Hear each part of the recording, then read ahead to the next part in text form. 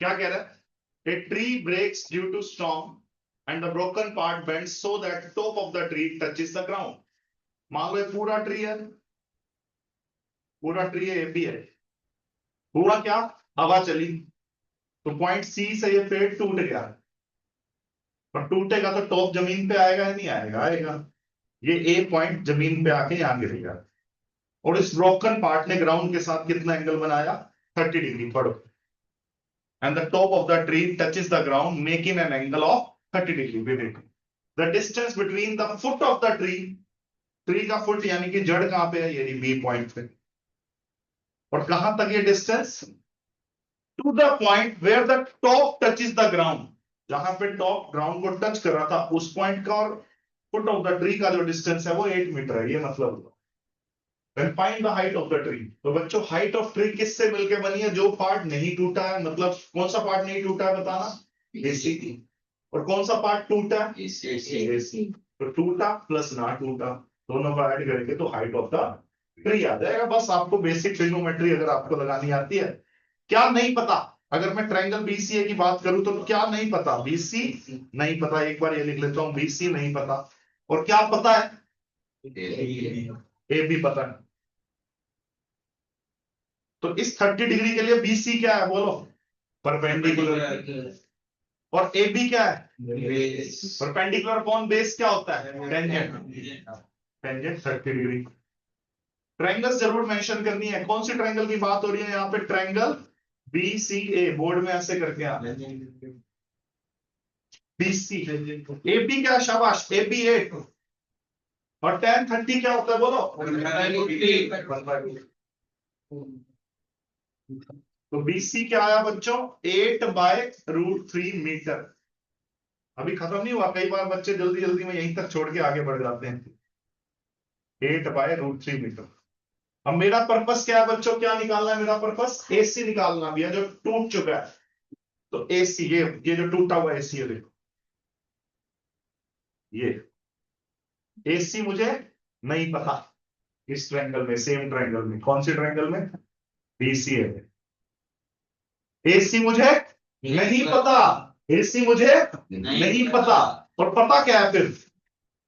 कोई बच्चा कहेगा चाहे तो बीसी लिख लो सर, वो पता लग चुका है। या बीए तो ऑलरेडी गिवन था, मैं बीए ही ले लेता हूं। तो हाइपोटेन्यूज अपॉन बेस। क्या बोला?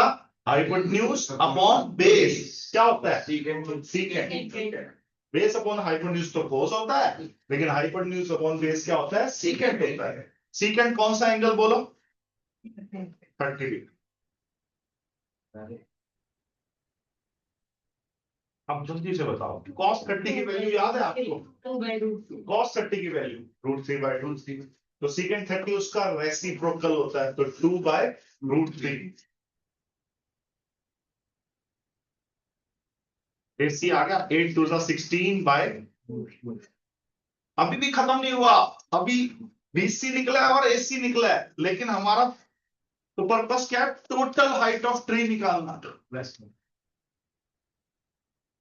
The total height of tree is dependent upon broken part as well as unbroken. The unbroken part is BC and the broken part is AC.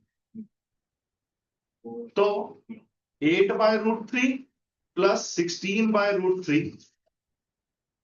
8 plus 16 क्या होता है? 24। तो फाइनली जो आंसर आया 24/√3।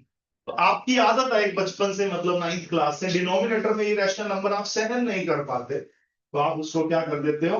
Rationalise. और करना भी नहीं है, ये स्टैंडर्ड है मैथमेटिक्स में। डिनोमिनेटर में आपको इरेशनल नंबर नहीं रखना होता, तो रैशनलाइजेशन वाला स्टेप करना पड़ता है।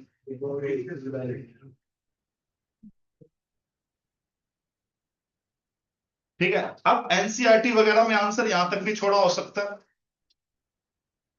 गलत नहीं माना जाएगा।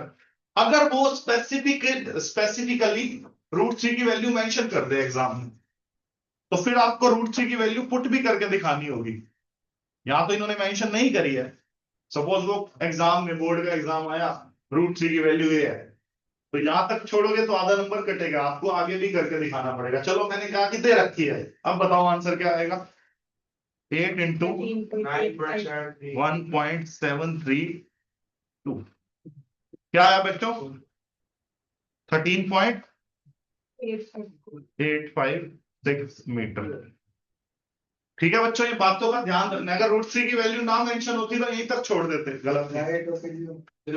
अगर मेंशन है तो मल्टीप्लाई करके दिखाना है। ये छोटी छोटी गलतियां होती हैं बच्चों से, जो उनके आधे आधे एक एक नंबर कटवा देती हैं।